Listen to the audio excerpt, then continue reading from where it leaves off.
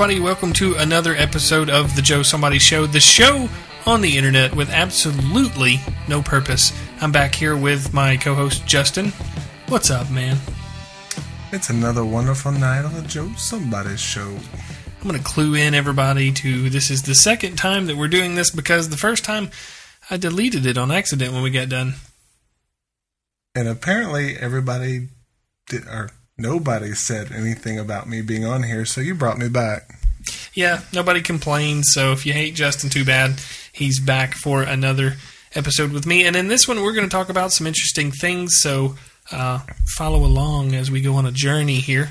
The first thing that I wanted to talk about was the Google driverless cars, and that's something that I keep seeing. I don't know if it's on Facebook or on YouTube, but somewhere I keep seeing a video posted of these new driverless cars, and I know that that's something that's been in development for a while, but now Google has released a G-drive Buggy. Have you seen this thing? I have not seen the Buggy. Well, the G-drive Buggy is a car specifically, like I said, designed by Google for this driverless system, and it's a two-seater car, has no driver controls, no steering wheel, no gas pedal, anything like that, and it actually looks a little bit like a Volkswagen and a Koala mixed together, like a Volkswagen Beetle with this innocent kind of face to it. So it's a very interesting looking vehicle, but it actually freaks me out. I mean, you'd think that it would have the driver controls in it just in case the automatic thing failed, but no. Well, if I saw a car going down the road with koala ears, I'd be freaked out too. It doesn't have the ears. It just looks kind of like that. But, you know, overall, the video that I've been seeing is people, I guess, riding in it for the first time, doing a little test ride. And I didn't even watch the video all the way through. I just saw people kind of get in it and it was moving. But it kind of reminds me of a smart car, which, by the way, is not a very smart car. Anybody out there that has a smart car, I am making fun of you right now because I'll tell you why it's not smart. You're going to die in it if anybody ever hits you. I mean, Lord forbid you be on the interstate and get hit by like a semi-truck or something like that. Won't be so smart then. I mean, yeah, it's only $12,000 brand new, but still, I don't think it should be smart. But it reminds me of a smart car being about the same size and that it's new and trendy. Well, the smart car, I feel like I can just walk up to one and push it over and walk away. Like, I know that people used to take the VW Bugs, like when I was in high school, the school prank was to take the principal's VW Beetle and the football team lifted it and put it in the center of the football field. But wow, I feel like the smart car is even smaller and you don't even need the football team. Like, the high school band could do it. The guys from the computer lab could come out on lunch and pick it up and move it. But anyway, the driverless cars, use like a LiDAR sensor system and a GPS and everything. And I've wondered a lot about how that would actually function in the fog and rain and, driving through a tunnel, stuff like that, where it may lose satellite connectivity in the GPS. And I just don't know how that's going to function, but it seems like there's going to be some bugs yet to iron out in that system. I have no doubt, and I just pray there's no death. Well, hopefully. I mean, how do you decide that a technology like this is ready for the open road? I mean, you can test in like a closed course, but again, if the vehicle fails, you're going to go careening off of the closed course. And I mean, at what point do you decide, yeah, I'll stick me and my kid in there and let it take me to Walmart and see how it does? I don't know. Well, have they said where the top speed is on them? It seems like I read somewhere 35 was a magic number. I don't know if that's a top speed of the vehicle or the fastest they've tested it. Or far too slow. Yeah. I mean, we're car people. We got to have our buddin' pow is what we call it. Buddin' pow. But there's some articles out there that talk about how this is going to reduce traffic jams. And I'm like, if it's running 35 miles an hour, that's going to be a problem. And if there's still mixed traffic where you've got, a bunch of these driverless cars kind of together in a herd on the interstate, all running, 35, 40, whatever they're going to run. And then you got people like us trying to get around this herd of little koala VWs. It's just going to be weird. Average speed for me is like 70. Now, please don't leave a comment saying that I'm a reckless driver because everybody in Atlanta drives 70. Yeah. Well, you know what's weird? My car actually has, your average speed. That's a statistic you can check, and mine's like 40 something. Well, mine's probably like 50, but I feel like I'm always going 70. I do go faster than 40. I just want to throw that out there. But my average speed, and I guess, I don't know how that works. Well, you drive it out of the city a lot, so that's and stoplights, they calculate that into the average speed.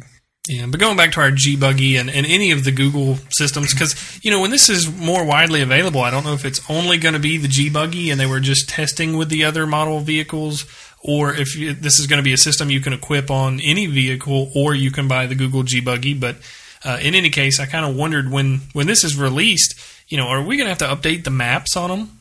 When they build new roads, are we going to have to put new maps on it? If there's some sort of problem with a road, say a bridge is out or something, how is the car going to know? And like I said, there's no steering wheel in the G-Buggy, so it's just like, oh, look, the bridge is out. Yeah, that's my biggest problem with it. There's no steering at all. No override, no manual control. No override. I need my autopilot off button so I can then mash the button pedal and get out of there. I didn't actually read whether it's going to be a fully electric or a hybrid or a gas-powered vehicle. I'm assuming being, things tend to be going towards the electric, or it'll at least be a hybrid. So it's probably not going to have a lot of button pow behind it. Well, electric cars, they can get up and go. Some of them. I've seen one electric car. I think it was on Top Gear. I don't even remember the name of it, but it looked worth having. And I say it looked worth having. It looked like a really nice car, but they said, performance-wise, you just there's no replacement for a gas-powered vehicle. Well, yeah, because the average electric car takes like 10 hours to charge, whereas it takes me 10 minutes to fill up my gas tank. I wonder what the runtime is, too. How often do you have to stop for a 10-hour charge? Depends on how much you put your foot into it. So a lot. If you're us, a lot. That would be. We're gonna need a charge station every 10 miles. Our power bill is going to go up. We'll have to keep coming home and charging it back up so we can go try to spin a tire and then come back home and charge it. So now a 4-hour road trip to Tennessee is going to take me 4 days. Yeah, well, anyway, so that's something interesting that I saw. I figured we'd talk about a little bit, and I also wanted to follow up on what we talked about in the last episode with Windows XP, going officially unsupported as of April 8th. And I kind of wanted to follow up with that because this afternoon on the job, I was sent out to somebody's house to help them and was talking to them because they had 2 Windows XP computers, and they didn't realize that it was at the end of life. They didn't realize what that meant, that it was at the end of life, as far as security vulnerabilities, Microsoft Security Essentials, not working, and a lot of the other antiviruses that are out there, like AVG, are so robust now. They kind of demand a better system than a lot of the Windows XP machines are kind of older, so they bogged down with the newer antivirus. So I was explaining to them a lot of what that means for them. They're doing a lot of online banking, and they're using Internet Explorer 8 because that is the newest browser that Windows XP supports. And it just kind of shocked me that there are so many people like them, or there seem to be so many people like them still using Windows XP, and they have no idea that it's no longer supported or what that means for them. Yeah, it's a risky situation because as Microsoft is no longer going to provide updates or any type of support for it, any vulnerability found is just going to stay there. Yeah, as these exploits are discovered, they're just going to be just hacked over and over and over again. That's not the right phrasing. They're going to be exploited. As these vulnerabilities are discovered, they're going to be exploited over and over again because they're not going to be fixed. So if if they find something out there that is a new vulnerability that has not been patched by Microsoft at this point, then they know that everybody with Windows XP is going to be vulnerable.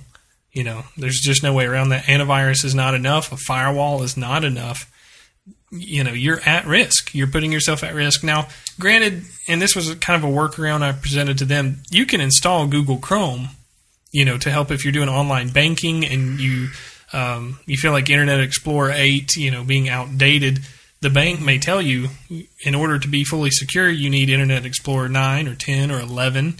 So check with the bank. But they probably also support Google Chrome and Firefox for that matter. So just because you can't update to Internet Explorer 11 or whatever the current version of Internet Explorer is on Windows XP, you can still get the newest version of Google Chrome or Firefox and be a little more secure than you would be if you were using Internet Explorer. Yeah, but don't let that be a reason why you keep Windows XP. Windows 7 is a fantastic operating system, and if it's just a comfort level of what you're familiar with, you can get an IT person to make it look like Windows XP. Yeah, and I mean, people like us can back up pretty much everything on your system, all of your pictures, all of your files, and migrate that to the new machine fairly easily. That's really not a reason to stay. And as a matter of fact, that's not one of the only reasons to use Google Chrome. Google Chrome is a fantastic browser in itself. To me, personally, I feel like it's a little faster to open up and to load web pages than Internet Explorer. And I actually use it here on my Mac, and I use it on all the PCs that I use.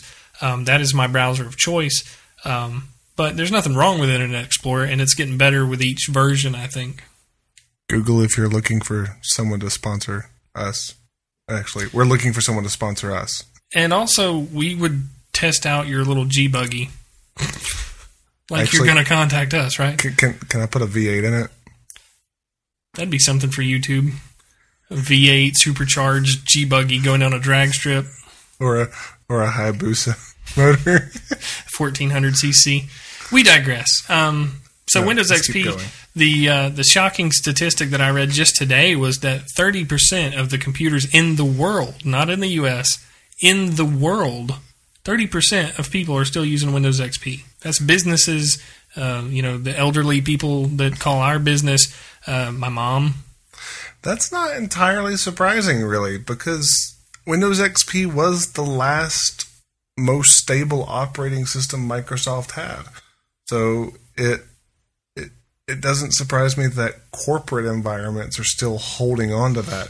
I'm currently holding on to Windows 7. I have people coming to me going, hey, when are we going to get Windows 8.1.1 point something?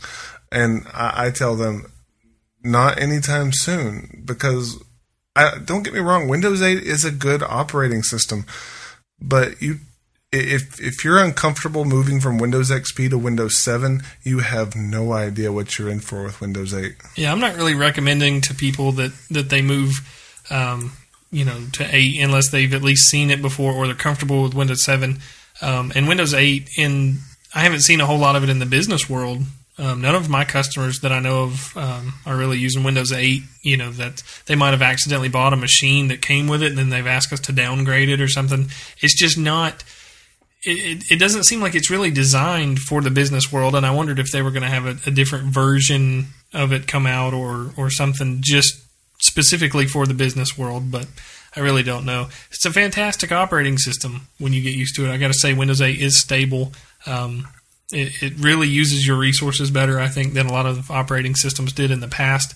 So it is a good thing. I don't want to scare people away from it, but just be aware it is very different than Windows XP. And if you're curious why we add the point something, with Windows 8 they've introduced a new way of versioning it. So 8.1 was, I guess, considered a service pack 1. Yeah. And then since then they've done like a revision 1 to service pack 1. And from my understanding, the support for Windows XP has stopped. But supposedly support for Windows 8.1 has stopped. If you're on Windows 8, you're good. If you're on Windows 8.1.1, you're good. But supposedly Windows 8.1 is no longer a supported operating system either. What the crap, Microsoft? I'm so confused. Aren't we all? It's no wonder these elderly people that are calling us have no idea what's going on, because it's hard to keep up with it. And honestly, my opinion, Microsoft wants people to use something new. They want people to have to spend money. And with Windows XP, they made a very flawless operating system, and they're having a hard time getting people to let go. So this is kind of their way of saying you don't really have the choice. we're not supporting it. Software is not going to use it. You can't have the new web browsers on it. It's Microsoft kind of strong-arming you into purchasing something newer. Well, and since we're bashing Microsoft, I got another bone to pick with them. They've made Office 2013 so hard to install now, and not from a. It's not that it's that hard to install, but it's hard to get. They don't give you media anymore, which is a CD or a thumb drive or something to install it with. You have to pretty much always go out to the cloud or the internet and install it. Some people may not know what a cloud is. Yeah, and the product keys for it is a lot different too. In the past, when you were installing Microsoft Office, you'd run your disk and it would ask you for your product key. You type it in, finish the install, and you're good to go. But this new system's got a lot of bugs in it where they want to basically register the software to a Microsoft account, and it can be quite interesting to make sure that you've gotten the right product. If you've got multiple Office products on one Microsoft account, it's kind of hard to match the key up, with the software. So that can be a pain in the butt. Going back to hating on Microsoft, people in general are so against XP dying that people are finding a way to hack XP. So basically, their computers think that they're Windows Embedded POS Ready 2009, which is a completely separate product from XP and is still going to be supported for about a further 5 years. So supposedly there's a registry hack that makes your system think that it is a different version of Windows, and because it's such a similar version of Windows, the updates for that embedded POS 2009 will install on XP and have the same benefits. I imagine, though, that even though the operating system thinks of itself as the Windows embedded, that's not necessarily going to get rid of vulnerabilities that existed in the original operating system. Well, I've kind of wondered that, but like I said, if they are truly that similar, then when Windows Update goes and says, okay, what updates are available for Windows Embedded, whatever I said earlier, it should have the latest, greatest patches for that operating system, and if the operating systems are truly that similar, they should also feel that vulnerability in XP. Now, who's to say that XP may have not had a vulnerability that Windows Embedded didn't have? That's really the question. So, yeah, you'll get the patches that Windows Embedded was going to get, but are there other vulnerabilities? I don't know. I don't recommend hacking. I think we've beaten this horse enough. We should let it go. Let it go. Let go of XP. Just do the right thing. And, if you want an alternative, you don't really want to buy a whole new computer and get Windows 7 or Windows 8.1, you can invest in a Google Chromebook, something like that. Or I believe it's actually it's Chrome OS. It's Asus Chromebook. Is Chromebook the model of a specific one, or is that, what is that? We don't know. Yeah. But anyway, can't know it all. It's basically a laptop that you can get in the $300 price range that comes with Google's Chrome OS instead of being Microsoft Windows or like Apple has, the Mac OS X.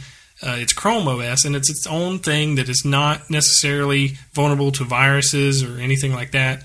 But it's different. It's really geared more towards web browsing. You can check your email. You can do a good bit of stuff with it, and especially using some of the Google Chrome browser extensions, it can be a pretty functional system, but it's not Windows. You're not going to have Microsoft Word necessarily, maybe the Office 365 online products, but it's something to look into if you basically want something to get on Facebook, check your email, simple web browsing type stuff. $300, I mean, brand new, you can't beat that.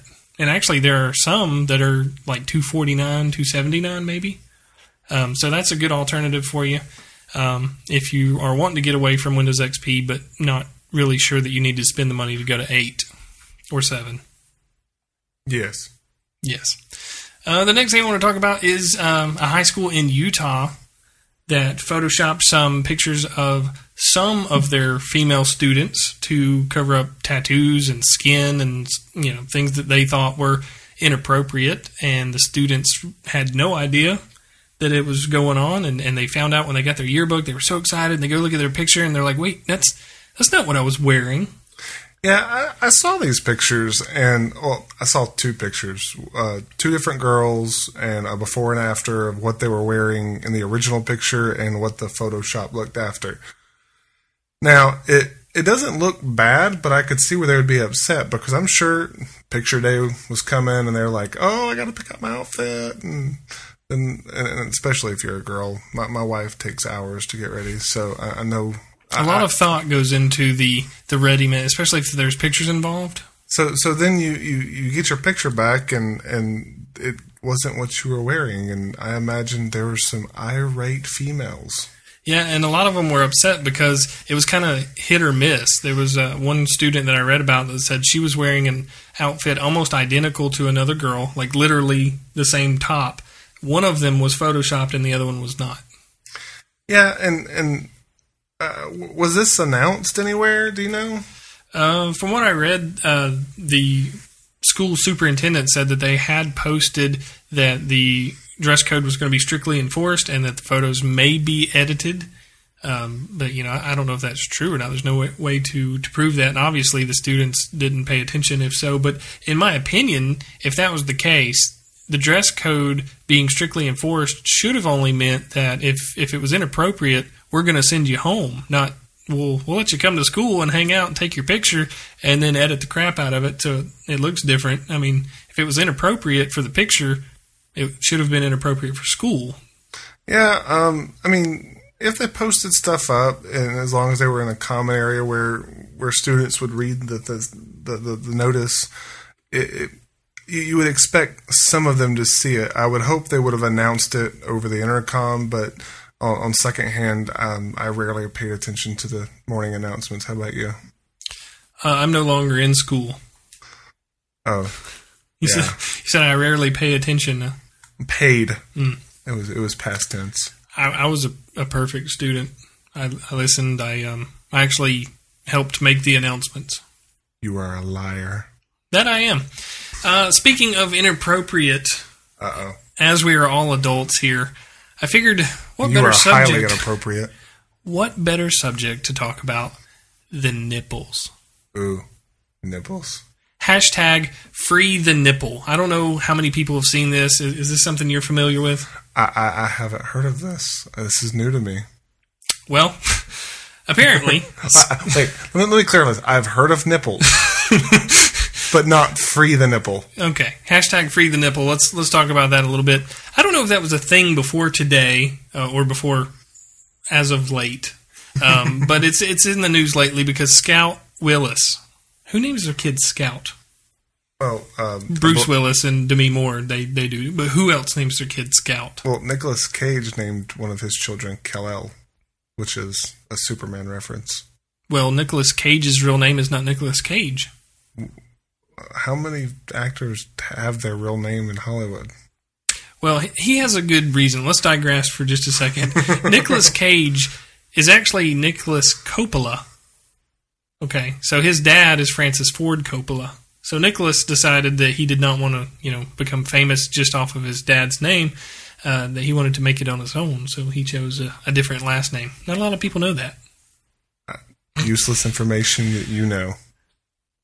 So nipples, Scout Willis, daughter of Bruce Willis and Demi Moore, was apparently in trouble on Instagram for taking some pictures that were revealing nipularly, and I don't really know what the picture looked like. I didn't see it, to be honest with you. But basically, she had her picture taken down, and her account was completely banned from Instagram. So that's a little harsh. Yeah, I mean, it depends on the picture, I guess, because they do have community guidelines or rules or whatever. But basically, she just felt like she needed to protest. She's like, I'm just not going to let this happen. So she goes to New York City topless and has her picture taken around the city without a shirt on and post them on her Twitter. One of the first things that she said with the picture was legal in NYC, but not on Instagram. And she tagged Instagram, of course, so they get to see these messages and see the picture of her topless.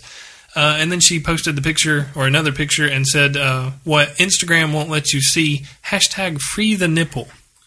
Well, I can see what she's doing, but NYC is not necessarily a family-oriented city. I mean, I know families live there, but it's dirty. You have a naked cowboy running around with a guitar. I heard he was running for president. I don't know if he ever did or not. Anybody know if he ran for president? I don't know. Leave us a comment. But Instagram, I know that there's many, many children all over Instagram, and so I could see them wanting to shelter, but that's the U.S. for you. We're too conservative about some things. Well, Rihanna actually supposedly was upset about this too because she had a similar situation, and I believe she may have posted some. I'll look into that purely for research purposes and verify that for you. But what a dedicated individual you are. Of all the things I've been called dedicated, yeah, it's appropriate. So yeah, and the whole thing behind Free the Nipple is actually more geared towards the conversation of why it's appropriate for a man to have a picture on Instagram or anywhere for that matter revealing his nipples, but a woman in the same pose with her nipples exposed is just out of the question. And so there's a lot of people that are pushing for equality, and they're saying, why is this still a thing in the age that we live in? Women have rights, and why is it different between men and women? And I don't want to see any woman be hypersexualized or abused or anything bad result of a change of policy to where women have the exact same nipple freedom that a man does.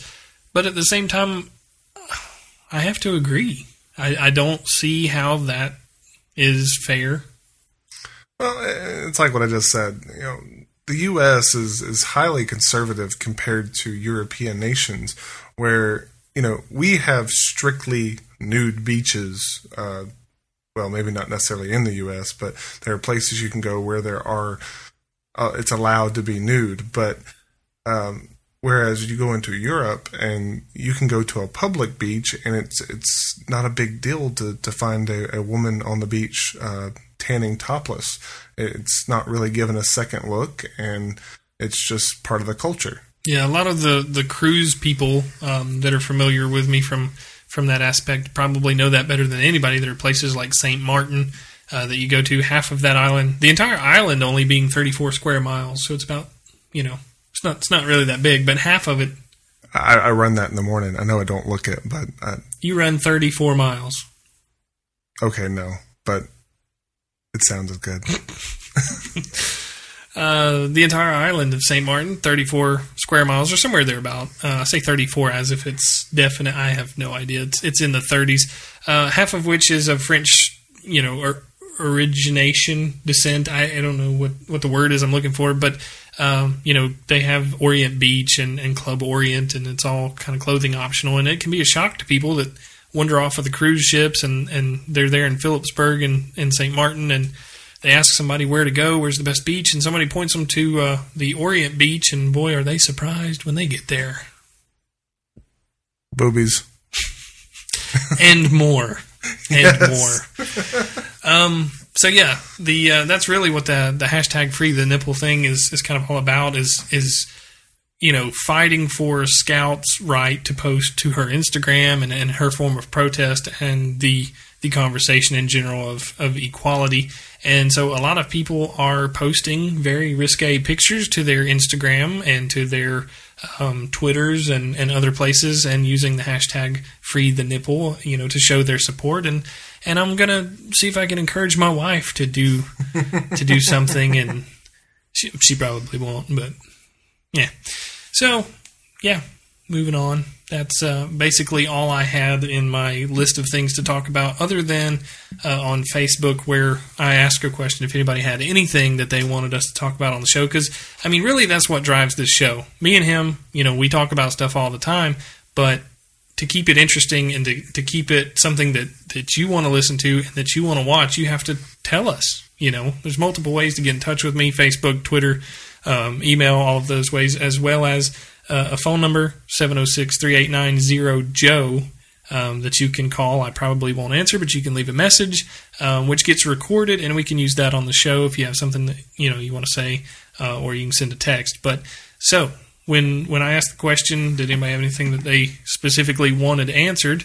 I had a couple of responses. One of them from Tony Hargrove, who said that talking about me here, I once talked about how I can stretch the dollar. I think this was in a video before a cruise or something. I was talking about how, we're a single income household, and then we can stretch a dollar out a little bit and make it do a lot of things. We get to take cruises and stuff like that, and that's specifically what he wants to talk about here. He says, how are you able to do this and provide a nice vacation each year, and how are your budgets made? So basically, we don't have a budget. I mean, it's kind of... It's weird to talk about stretching a dollar and trying to make it sound like I have a really good financial sense to me, because I don't make a budget. I don't write down on paper, what I need to be doing or anything like that. We just try to live within our means, maybe even a little below our means. We don't have the best cars, the newest cars or anything like that. We're just renting a house at this point. So it's making sacrifices in places that are not as important to us. And again, it's all about what you want. If you want to take the vacations and you just can't find the money to do it, to put into your savings, we use our tax money a lot of the times, what we call hood rich, that once a year we get that big fat check and we're like, yeah. So, that's where some of my toy money comes from, to buy microphones and GoPro cameras, stuff like that, as well as, to go on a vacation. Joe's Christmas comes in January. Well, February, I guess, when you get the money back. I file, as soon as I get W-2s and now 1099s from YouTube and stuff like that, as soon as I get all my paperwork together, I file, because I want my money now.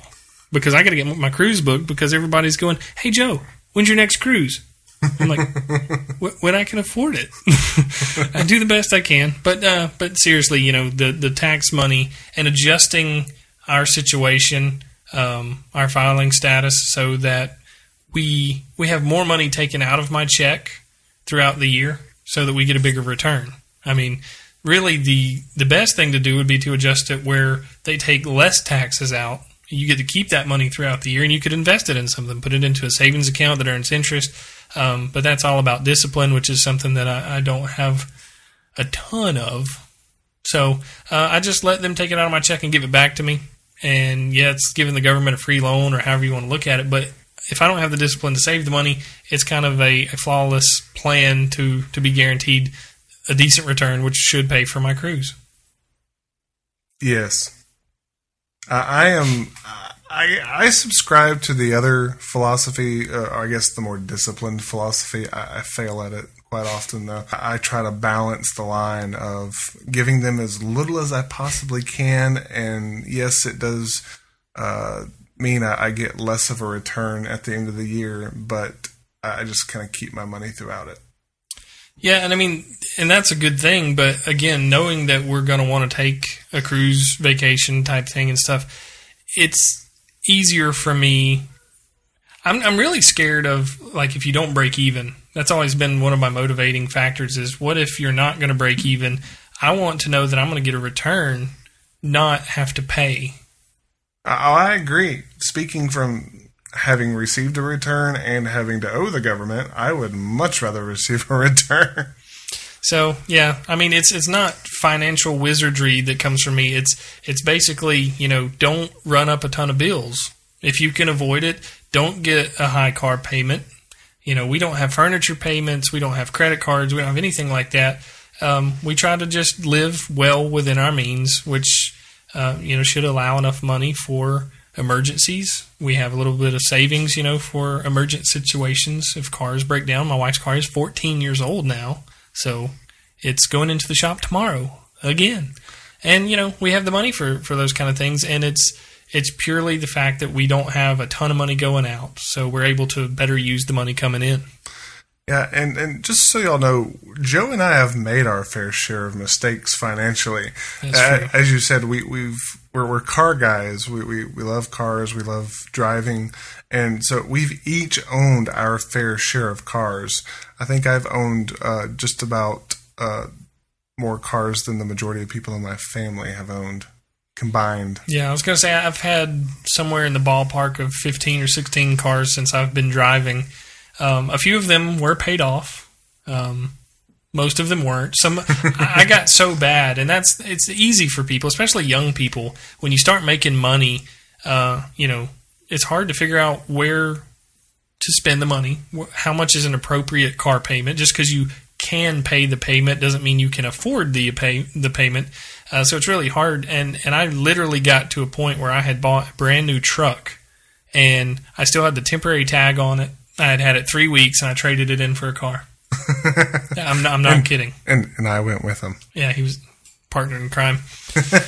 So that's my little bit of financial advice. It's not super advice, and to me it seems like common sense. And, 100% honesty here, I've filed bankruptcy in my lifetime. I mean, I'm 27 years old. It takes a lot of mistakes, and that's probably why we like to err on the side of living below our means, because I never want to get to a point where I'm drowning in debt.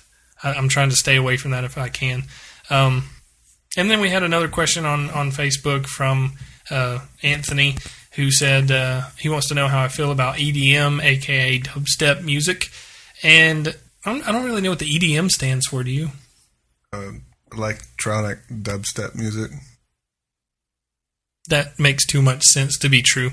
But we'll go with that. We'll go with that. Dubstep, Anthony, if you know me at all, dubstep is near and dear to me. It's something I've found in the last couple of years, I guess, 3 years, I don't know. And I really enjoy it. I think it's a very kind of weird genre of music because I don't seem to care as much about the artist who made it. I don't know who's really a good dubstep person. I tend to go to Pandora or Slacker Radio, and I just stream the dubstep channel and just listen to whatever comes on. But I personally find the things that I like the most are the songs that were songs I knew of before and were remixed as a dubstep version. Those tend to be things I enjoy a little bit more. Anything to add to dubstep? I enjoy some dubstep songs, but music, or however you want to classify that. I enjoy steps, dubs, and music, but I'm not probably as avid of a listener as you are. I do it, I guess, kind of out of habit. If I don't have anything else to listen to, and I want to pull up some streaming music, I just go to that channel kind of out of habit, and I tend to enjoy most of what's on there. But anyway, that's all we've got for today. We're already at 37, now 38 minutes by the time we finish this. Lord, where's the time gone? We have rambled. Does anybody listen to this or watch this? Because, we try to make it entertaining, but every time I look down and realize how much time's gone by, I was like, we must have just... I don't know what happened. It's like I black out until the end. So we're going to end it right here. Thanks very much for watching. Don't forget to leave comments, thumbs up the video on YouTube, that kind of stuff. Send me tweets on Twitter, email, whatever you want to do, and ask me questions, give me things to talk about, share things that you think are interesting, and all of those wonderful things. And it would be actually probably kind of cool if anybody called the 706-3890-JOE and left a voicemail and let us use the audio sample in the next show. So and ask us absolutely anything. Anything. I mean, we kind of focus on technology, current event kind of stuff so far, but I mean, we have background in many things, vehicles, just all kinds of stuff. I will help you with your love life. This could be Love Line. Don't do it. Okay. We seriously got to end the show. It's getting retarded. So thank you guys for being a part of what we're doing. This has been episode number 3 of the Joe Somebody Show podcast. Thank you very much for watching and listening, and we'll see you and let you hear us next time. Goodbye.